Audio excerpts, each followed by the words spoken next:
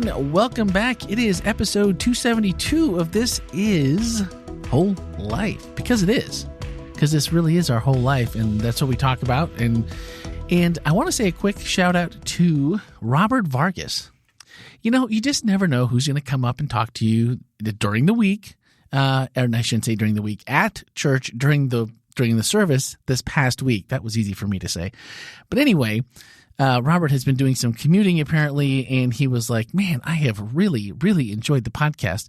And thank you all for being so kind, because the other part is always like, well, you know, I enjoyed it when Andy was here too, you know. Mm-hmm. And I'm like, yeah, no, that's okay. You could have enjoyed it then, and you can still enjoy it now that Ken's here, because we give you, both Andy and I give you permission to enjoy whichever podcast you're listening to. Yeah. So if you're listening to an old version, you know, later on and go, well, that wasn't too bad. Yeah, you can like that too. It's cool. We're cool with that. You can like ice cream. You can like chocolate or vanilla, or, you know, our favorite pralines and cream. Yeah. Ooh, pralines and cream, man. It's okay to like multiple flavors. It's all good. It's all good. This is a judgment-free zone as far as I'm concerned.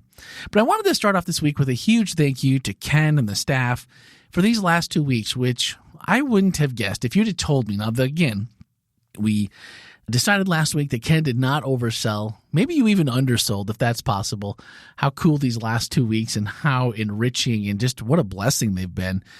But if you had told me, we're going to have World Vision here and we're going to do, you know, blah, blah, blah, I don't think I'd have been nearly as excited. And so I think just the way the whole thing came together, well, I guess we'll throw God in that one too, right? Putting this all together behind the scenes. I think we should. We should. And I just really would have never guessed the impact that it's had on just like the church in general. Like everyone, it was a crazy scene in the lobby with people, you know, getting their envelopes and the smiles and the excitement. You were in the lobby a little bit more than I was. What was that like? It was great. First service, and second service, we kind of held on the cameras. We did Stanley's outro to the web congregation, just to show them, like, if you missed this, oh man, you just missed something so great, and that there was people quickly opening it and like seeing it and being so excited, and then turning it around and just like just pride and smiles and joy. And some very good friends of ours, Danny and Elizabeth Perez, they've got 4 boys in their family.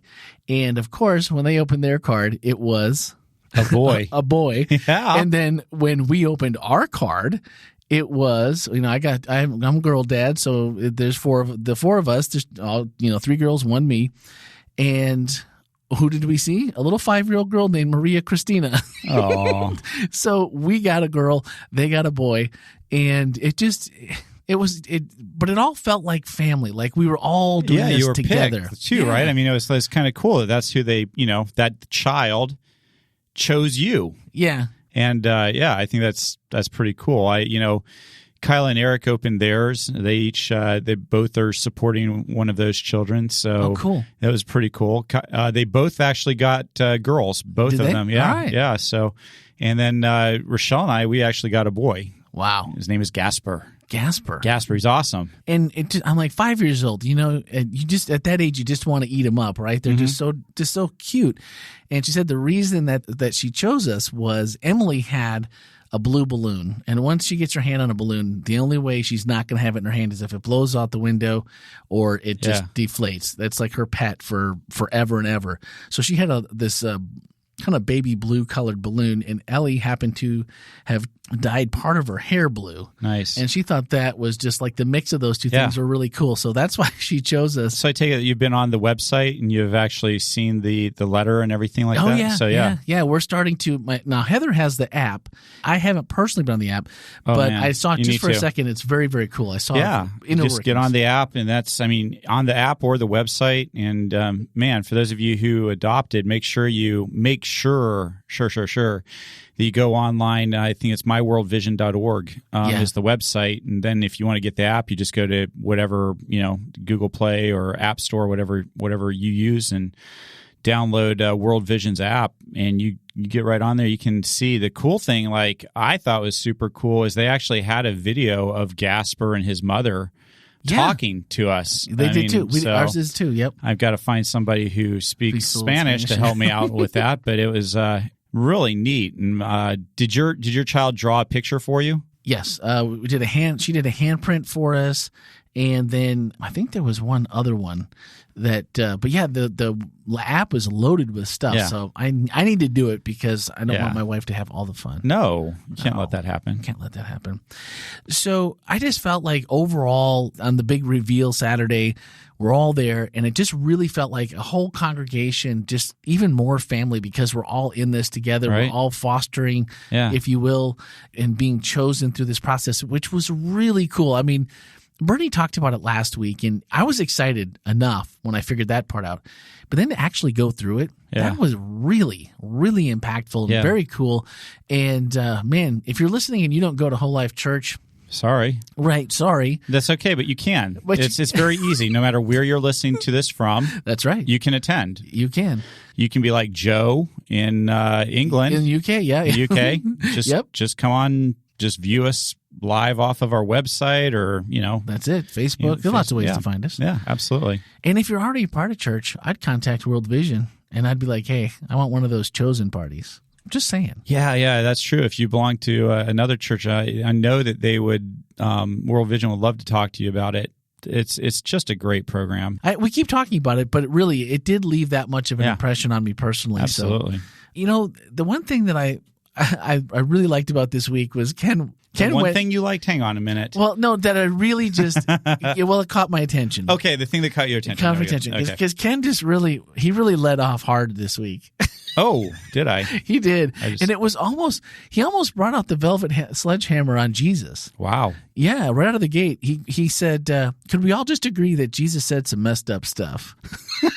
And immediately, I got your attention, didn't I? You can't say that. You can't say that in church. You can't say that. And immediately, it was just like, you could have heard a pin drop. Because people were like, wait a minute, what? Is he going to get fired? Did he just... Will they walk out and just pull him right off the stage? This guy's not even going to make 37 weeks, let alone 37 years. Yeah, well. But he went on to say, this isn't me taking a dig at Jesus at all. That's me pointing out to you the genius of who Jesus Christ was. He said things that made people stop and think. And this was setting us up for this discussion of who is my family in the kingdom. Right. And you contrasted that with who is my neighbor, which we've already gone over in the Good Samaritan a couple episodes ago. You can go back and check that out.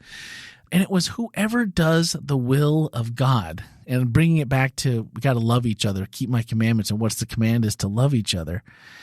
And how does that, whoever does the will of God, that seems very, very open to interpretation, or it could apply maybe to a wide range. I mean, the will of God is pretty big, right? I mean, whoever does the will of God. So this is individually, or we? I would actually say it's pretty narrow. Okay. I think doing the will of God is pretty narrow. All right. Yeah. Tell me more about that. You want to hear more about it? I do. You didn't want me just to disagree with you and move on, huh? Well, I mean, you can. But, I'll be happy to elaborate on that. Jesus said that the path was actually narrow, right? Yeah. He says it's narrow and wide is the path to destruction, I believe is what Jesus said. Now, I'm just quoting Jesus here, so you can disagree with him if you want. I'm not saying this is not my opinion. This is what Jesus said. So I think doing God's will is actually a little bit more narrow than we make it. And yet the narrow part of it is that it's pretty simplistic. It's sitting at Jesus' feet and doing what he tells you to do, following him. Right. That was his first request to all of his. He says, come, follow me. And that's pretty narrow if you think about it. Right. Now, Jesus takes us on a lot of different journeys. Every person has their own. Right. And so that part's not narrow, but what is narrow is what we have to do, which is follow Jesus. Yeah, that's true. true. The way that you follow Jesus says this, we brought this out a couple weeks ago with Peter and John, but Jesus says to Peter when he's questioning what's going to happen to John, he says, that's not your issue. Let that go. Right. As for you, you come follow me. And so the point of this is that sometimes we get really obsessed with everybody doing things the way that we're doing it. Well, this is how I worship God. This is what I'm doing. This is my ministry, and everybody ought to be doing this ministry. I see people get really hooked into. We'll just use World Vision as an example. There's like, oh, World Vision, it's the best. Everybody should be doing this. Everybody should adopt a child. If you don't do it, you're not doing God's will. That's not true. That's not true. It's about what God has called you to do. Do I think World Vision is a great organization? I do. Would I like to see people support it? Sure. Is that what God's calling everybody to do? Absolutely not. Yeah, absolutely not. I am so thankful that there are people that are passionate about the homeless in Orlando. Sure. I'm glad that there are people that are passionate about any number of literacy for kids. So the point is, where is Jesus leading you? And that's the narrow part that I think is narrow. The way that God calls you can be pretty broad, but I think that we sometimes miss out that Jesus really is giving a very specific call to follow him, not for him to follow us where we're going, but for us to follow him where he's taking us. And I think that's really important that people really spend a little bit of time thinking about that, because I find in my own life that my tendency is to say, Jesus, this is where I'm going. Please bless it. Yeah. As opposed to, Jesus, where are you wanting me to go? Let me follow you there. Yeah. Well, I think that gives also a lot of freedom for us individually, but still as a family, to realize that shift in focus to say what Ken is doing is what Ken's called to do. So let's at least, let's be behind Ken, right? Let's not tear him down. Let's not talk about things that maybe he could do better, or we think he could do better, or maybe where he should be focused. And instead, if we're all focused on what God wants us to do and we're following, then as a group, how much more effective are we, and how much more appealing are we to people that might want to be that person to join to come aboard and go, man, I really like what's happening here. Everyone's kind of got their thing going, and we've got all these different pieces and parts, and maybe God's calling me to be a part of this. And then if so, man, I'm just accepted to do my part in that. I don't know. That seems like a pretty cool invitation to me. It's pretty doable, isn't it? It seems very doable. Very doable. And that's I think where we see so many people get so discouraged with Christianity, with the Seventh-day Adventist Church, whatever the case may be. Sure. Is they look at other people and where they're at in their journey with Jesus, and they think, I can't do that. That's not, I don't know how to do that, or I'm feeling overwhelmed, how, let's just say that you're, let's say you're smoking a couple packs of cigarettes a day, and you feel like, I know I need to quit that. And I look over at somebody else who just quit cold turkey and walks away from it, and you can't do it. You're struggling with it, and you're tempted to think, well, Jesus must not love me, or Jesus must not care about me, or maybe I'm not doing something right. I just know people who have struggled with habits that they knew they wanted to get out of their life. There are things that they knew that God wasn't calling them to do. But all Jesus asks you to do every day is get up and follow him to the best of your ability that day. And if you fail, get up, follow him, do your best to follow him the next day. And sometimes we like to think that there's some sort of, that God suddenly heals us of every bad habit that we have magically when we ask him to do it. And I just know that's not been the case in my life. No. There's been habits I have struggled with for years and years. Sure. And I knew I was turning those over to God every day. Dear Lord, please take this away. I don't want to do that. I don't want to be doing this. I don't want to be behaving this way. And for whatever reason, God didn't take it away right away. But what he did ask me to do is get up and keep following him every day. Keep trying. Just keep giving it to God and letting him be in charge of it, and knowing that the words of the scripture are true, that his grace is sufficient for me in whatever it is. And so, and I think that sometimes we get really we get hard on ourselves, and sometimes we get really hard on other people who aren't living up to what standard we think that they ought to be living up to. Mm-hmm. And we have no idea the struggle that they're going through. We don't know whether they're actually asking God to help them with it or not. We just assume that because they don't get over whatever it is that we think they ought to be getting over, if they don't get over it right away, that somehow God isn't working in their life, or they're not interested in God working in their life. And that's a false belief. And I think it's helpful if we can portray or we can communicate that to people, because I think, people will sometimes look, like you said, well, how come they have that habit and it's gone and they were able to get over it? So maybe somehow they're holier than me, or God loves them more, or, whatever the case may be, when in actuality, I think it's good for us too, because it's very easy to say, no, that's totally not it. It wasn't, you don't know how long I've struggled with this. This was all God. Understand that for whatever reason, this was the time, this was the path that God led me on, and it worked out. I just think it keeps us from feeling a little bit too self-righteous. So I think it works good on both sides, and it becomes even more attractive the more you think about it. All right. The Dodge Aries story resonated with me only because, well, not only because, but really in part because I have a Chevrolet Celebrity Eurosport cross-country road trip pulling a pop-up camper with 5 people in the car. Oh, yeah. All the way to Alberta, or not Alberta. Where did we go? Where were the Winter Olympics, 1988? British Columbia? No, they were, shoot, why can't I think of the name now? I didn't write it down because I'm like, I know where you're talking about. And of course, I can't think of it either. Somewhere in Canada. It's a small country. Yeah, you can find it's not that big. I don't know why I can't think about it.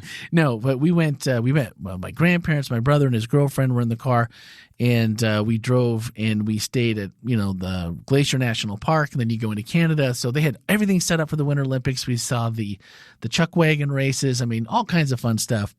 On the way home, kind of like in your story, we'd had some issues with the car. But on the way home, it really wasn't a car problem. It was really a young driver problem. 3:00 in the morning, my brother is driving, and my parents and his girlfriend, they're in the back seat, the 3 of them, and all of a sudden, we're just done. And I'm like, we're in South Dakota somewhere, and we ran out of gas. And so when my mom wakes up, she's like, are you kidding me? So my brother and I walk. We were like, oh, there was a gas station maybe 2 miles back, or at least an exit, and there was a light, but you never know if those gas stations are on or open. Anyway, we 2 miles and 5 feet of snow, or no, it was summertime. It was summertime, okay. And so we. So the Winter Olympics were in the summer. Well, it was prior to the winter. It was a summer. Gotcha. It was a summer trip. Oh, so, gotcha. So they were it was set up. It was a summer vacation. I guess you could pull that off in Canada, right? Yeah. This summer, the Winter Olympics in the summer. Probably. There's probably someplace. Canada, where winter goes to spend its summer. For the life of me, I can see it too. I can see I hope we have some Canadian listeners out there. If you're listening, please do write in. Yeah, don't hate us. Set me straight. Yeah, because I can't, for the life of me, I can't think of the city that the Olympics were hosted in. Anyway, so we get there, and it's like the worst gas station you've ever been in times 10. Yeah. The guy behind the counter smoking a Marlboro going, you got gas? I'm like, okay. And like, don't have a can. Oh, no. And he's like, my brother's like, well, I can, I'm going to pay for I don't have my wallet. Oh, no. So, Randy wasn't old enough to drive, and he was. So that means we're 3 years apart. So he was 16, maybe 17. I was 13, maybe 14. And this, like, when we open the door, it's like going into a bar when you can watch the smoke like come out of the door as you open it. It was like literally that hazy in there. Wow. And so I was collateral for a 3 or 4 gallon can of fuel and gas for, however long it took him to walk back to the car, put the gas in the car, turn around, go up to the next, turn around and come back and actually fill the car up. So I was held hostage at collateral ransom, something like that. So yeah, there you go. Well, I was like, you had to collect somehow, and I felt your pain though. I felt the pain of the whole situation. Bet you did. That's a good story. And you guys were saved. I was just left for ransom or for collateral. I was like, what? That guy had a little faith. I mean, no, he came back. Yeah. I mean, they didn't leave me there, right? So I guess in the end it all worked out. But this whole past week, the past 2 weeks have been filled with so many feel good moments. And so many just fun things that it makes us feel good, but it makes us feel good for the right reasons. It's just listening to God tell you, man, this is so cool. And this, and then this little person chooses you and you're just like, this is so fun. What do we take away from this past this? I mean, we're going to, right? We all gave them our credit card information. The money's going to come out, or your bank account, or however you set it up. This is going to happen. It's going to be ongoing. There's going to be times you're like, man, sure could have used that $39 this month for some people, sure. And for others maybe not. But out of this family and this chosen, and it really felt like we took, like I said, a step towards even becoming a closer family through this process. What's the one thing you hope people just take and hold on to through this, and that every time they see that, I think you mentioned in your sermon either this week or last week that, every time I saw that $39 go out, it was a reminder. But is there a way that we can kind of stay in this family feeling, or what should we really hold on to as we move out of this? I think we should just really hang on to the idea that we can make an impact no matter who we are, that it's that participation part of our values that no matter who you are, no matter whether you're blessed with a lot of money or a little bit of money, or you're blessed with, whatever it is, you have value and you can make a difference in the family of God. You have a part to play, whether you're the oldest or the youngest, whether you're the most talented or the least talented, or whatever it is, you have something that you can do. And,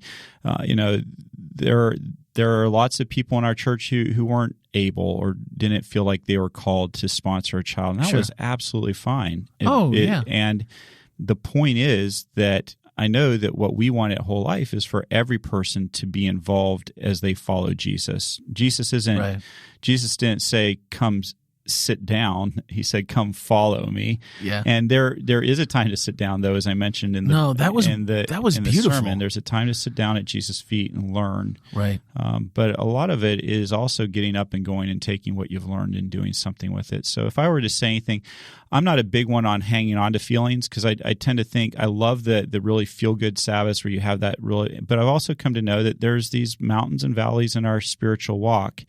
And each one, no matter where you're at in that journey, whether you're in a valley or whether you're on top of a mountain having an amazing experience, no matter where you're at, that's where Jesus has asked you to follow and take in that part of the journey for what it is. There's just been times in my journey where I've been down in the valley, and there's just been some important things for me to learn. They weren't really pleasant things, but they were things that I was needing to learn. Yeah. And so my thing is enjoy, look back on this, if you sponsor a child, look back on that and be happy. And as you see it coming out of your bank account every month, be reminded of how blessed you are to be here and what a blessing it is to be a blessing, to be able to be a blessing to somebody. And the other thing I'd say is please be communicating with this child that's chosen you. I mean, it's going to be so meaningful to them to receive letters from you and to see a picture of you every so often. And, make it a priority to be sending them a piece of mail once a month or so, whether that's email or something, regular snail mail, but send them something that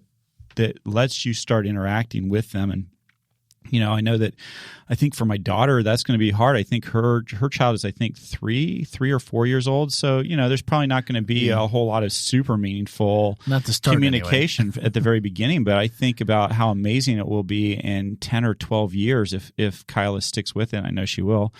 But if she sticks with it, just the communication, the relationship that she potentially will have with that child, the impact that she'll have had on that child's life, I think that's just incredible for her and for Eric as well. I think Eric's is a little bit older, Eric's child, but just an incredible thing for them to have that long-term relationship, to see the difference that they can make in a person's life. And these kids, with the help that World Vision is giving, these kids have the power to transform their communities, to really, really bring transformation that brings people out of systemic poverty and teaches them how to really have a higher quality of life. And those are lifelong impacts. These kids are young, so by the time they get there and they see that, I think it's actually beyond their lifetime potentially. Oh, sure, that's true. One of those things that can just really change generations around. Yeah.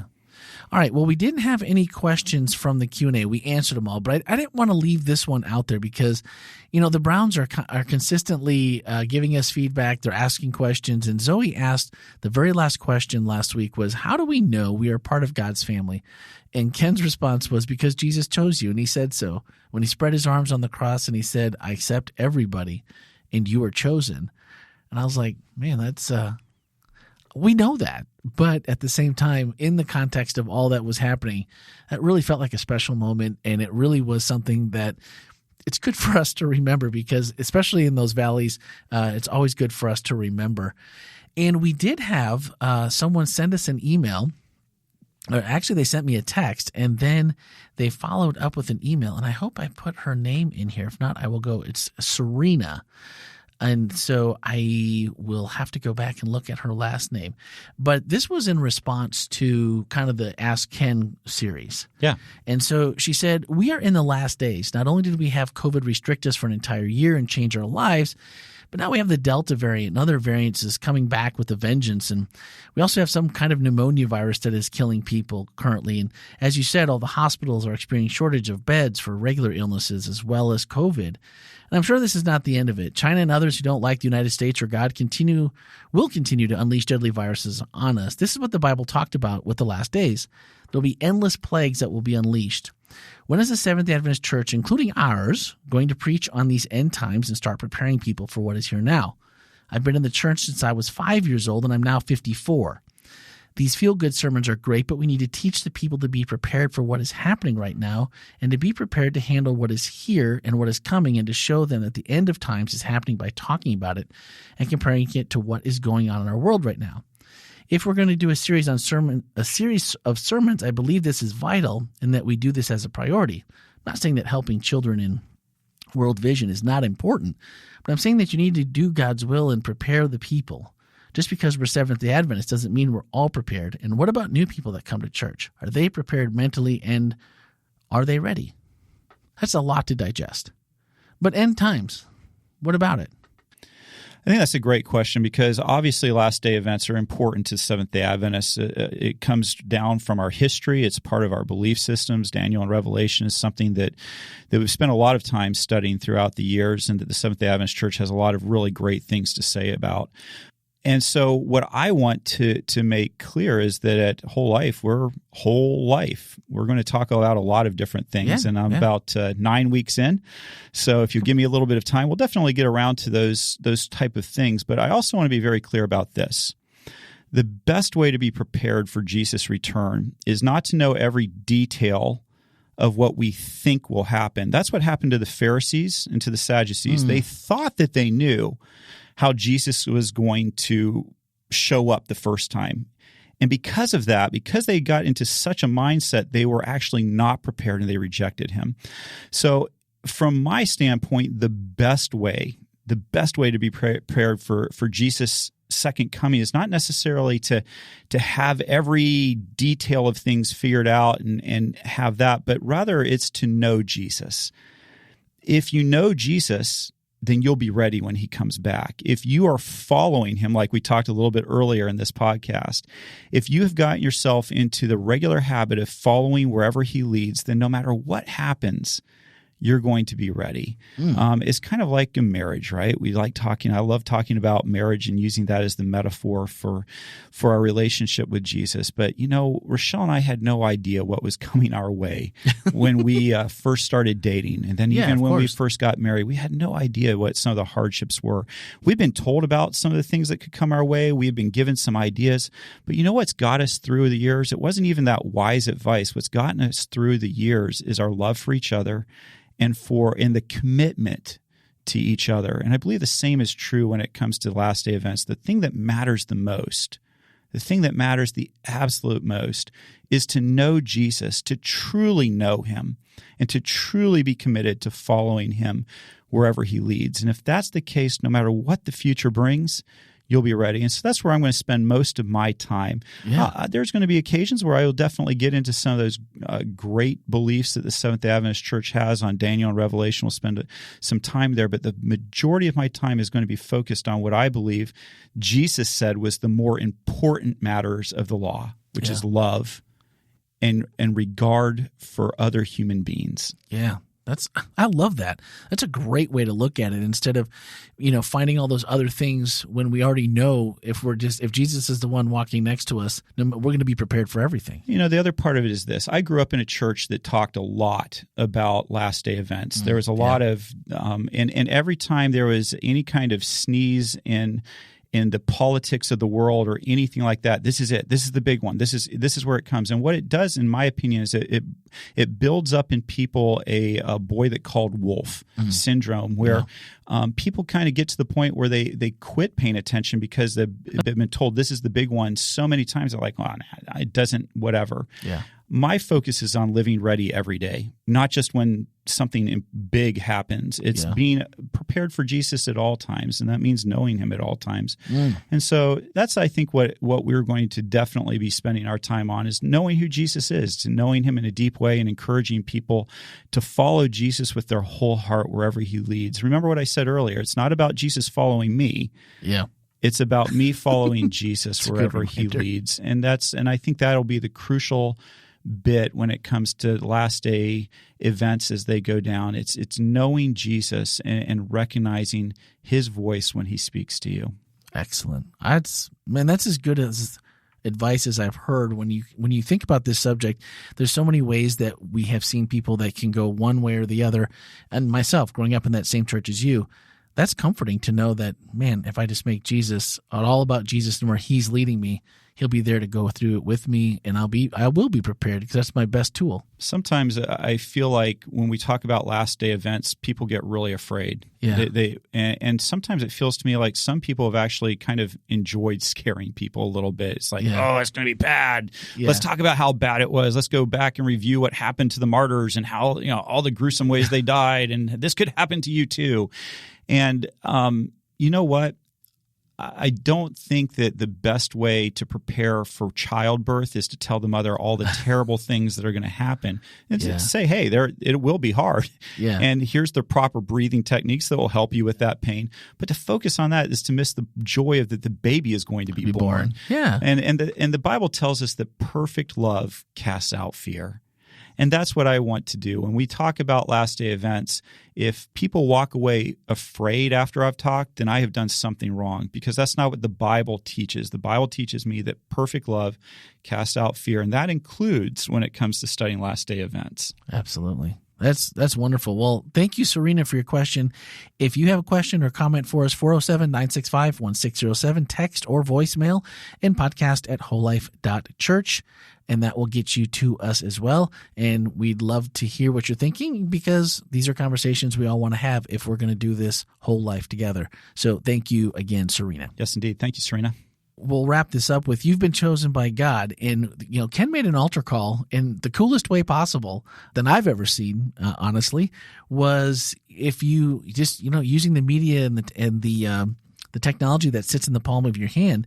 And so if you swipe up in today's show notes, if you're if maybe you're choosing Jesus for the first time and you're just starting to know him, you want to know him, things like this, when people talk about the end times or just even what we believe or why we love, you see people, why do you love Jesus so much? You want to know. You can text the word Jesus or baptize if you'd like to be baptized, or you want to join WholeLife Church, or if all those things sound something like you that you're interested in, you can text the word all. The number is 833-596-2722. It's all in today's show notes. And so one of the staff from the church will actually contact you if you text any of those 4 words, Jesus, baptize, join, or all, to that number, and they'll be in touch with you to see how they can walk with you on this journey to find which one of those apply, or if they're all, we'll walk you through the process. I thought that was very cool that it gives people, because so many times people don't want to just get up and be in front of everyone, but yet the Spirit is moving within them. And I just thought that was a unique way for those people to maybe engage and join without, get past the first part first, and then afterwards, when we can celebrate when someone gets baptized or someone joins our church. And then it's like, oh, I'm already part of the family. That's kind of cool. Well, it's interesting. We actually invited people in church to stand up if they wanted to, and we did not see very many people standing up, but we had a lot of texts that came in, and I thought that was that's awesome. An interesting phenomena that people were willing to text in, but maybe feel a little bit more uncomfortable standing up in front of everybody. And so what we want to do is create the greatest access to Jesus that we can. And so I was really appreciative of our tech team that made that happen. Phil and Stanley put a lot of time and effort into making that happen. So I'm really grateful to them. I was in the room when, at least on Stanley's end, while they were working through that process and trying to figure out what would be the best way to do it. And then to actually see the fruits of that come in, that's pretty awesome.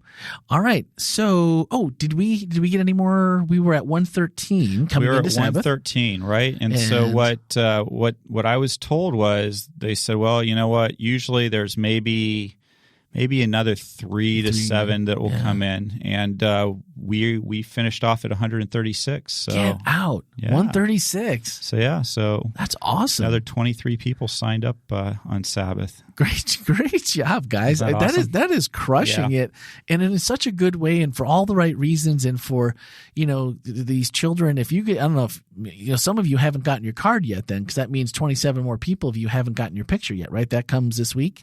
Yeah, they'll have another choosing party, which is pretty cool. Awesome. That's like 23 more kids. That's pretty cool. And so they'll have another choosing party down in Guatemala, I believe, Wednesday. When you're hearing this, when it comes out, yeah. And then I think that I think they'll have the envelopes up at WholeLife Church. So if you show up at WholeLife Church this Sabbath, if you did that this last Sabbath, now if you call in right now, World Vision is going to be happy to sign you up, but you're not going to be part of a choosing party necessarily. Okay, so. If you did it you'll show up at church, and I think they'll have the envelopes there, and you can see who you received, and you can always go into the app or onto their website and get all the information. Trust me, though, doing the envelope is pretty cool. Pretty special, isn't it? And to hold the picture in your hand is just, I don't know. I'm old fashioned that way, and I love technology as much as the next person, but that was pretty cool. You guys are in for a treat. All right.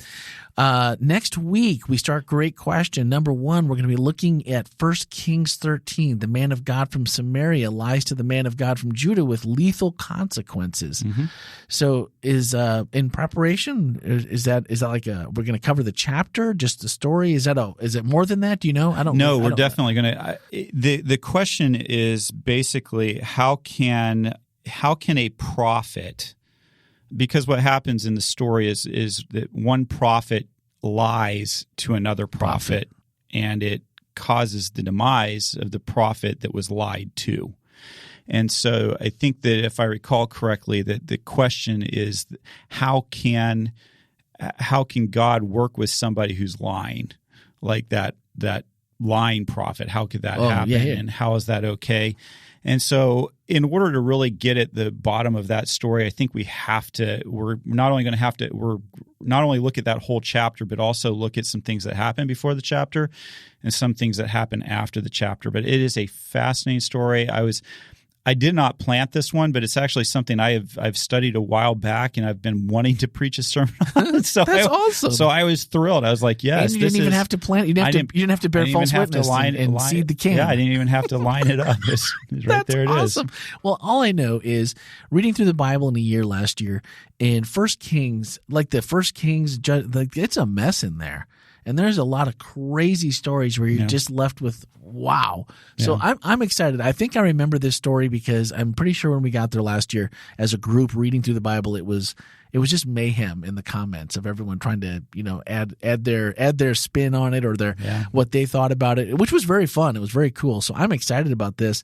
So that is going to be this Saturday. You can, of course, 9:30 a.m. and 12 p.m. Of course, WholeLife.Church/live or Facebook Live. We're always live there to catch it. So don't miss Speaking of Grace. That is our sister podcast. Comes out usually on every Saturday afternoon unless there are technical difficulties. And we'll be back next Wednesday to follow up on this 1 Kings story. I'm excited already. You should be. I'm excited about it. I've been working on this sermon He's been prepping for you. I'm so excited. Put me in, Coach. I'm ready. Like somebody puts the ball right on the tee and you're like, take a swing. Swing. That's awesome. And thank you, Serena. We always appreciate commentary and feedback to know what you're thinking. And so we appreciate that as well. Always 407-965-1607 by voicemail or text, and podcast at WholeLife.Church if by email. Thanks so much for listening, guys, and have a great week.